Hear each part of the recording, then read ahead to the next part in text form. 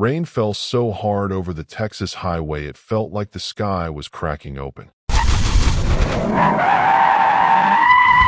Sarah Mitchell gripped the steering wheel as she drove west on I-40, heading toward Amarillo. The road was nearly empty.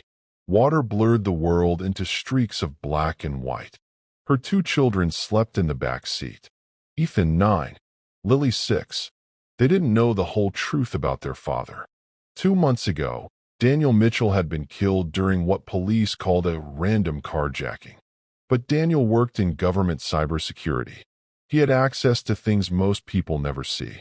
After his death, strange cars began sitting outside their house at night. Phone calls came with no one speaking.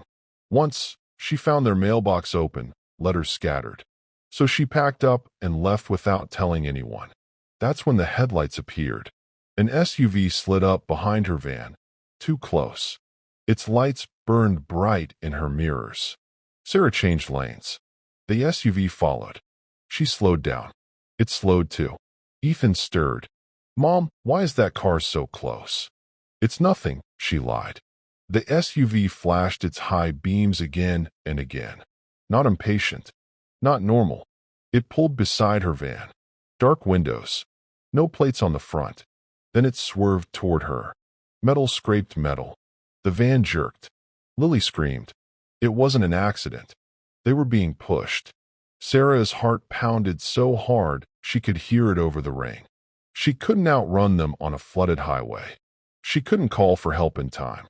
Then headlights appeared ahead. An old green sedan merged onto the highway from nowhere and slipped between her van and the SUV like it had been waiting. The SUV blasted its horn. The green car didn't move. When the SUV tried to pass on the left, the sedan drifted left. When it tried the right, the sedan blocked that too. Every move was calm, perfect, controlled.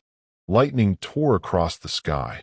For 1 second, the inside of the green car lit up. There was a driver. His face looked pale, almost transparent. Sarah's breath caught in her throat. "No," she whispered. The SUV rammed the green sedan from behind.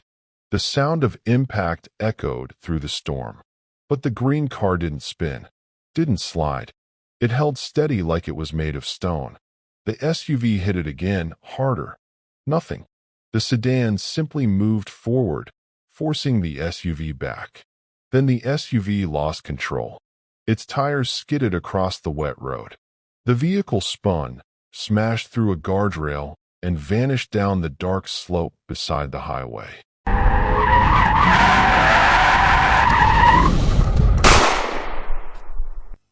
Silence returned. Just rain. The green sedan continued driving as if nothing had happened. It slowed until it was beside Sarah's window. She turned her head. Her heart stopped. Daniel was driving. Not bloody. Not broken. Not dead. Just Daniel. Calm eyes. Steady hands on the wheel. The same soft look he had whenever he drove his family home at night. Tears blurred her vision. "Daniel," she breathed. His lips moved, but she couldn't hear him through the storm. Still, she understood. Keep going.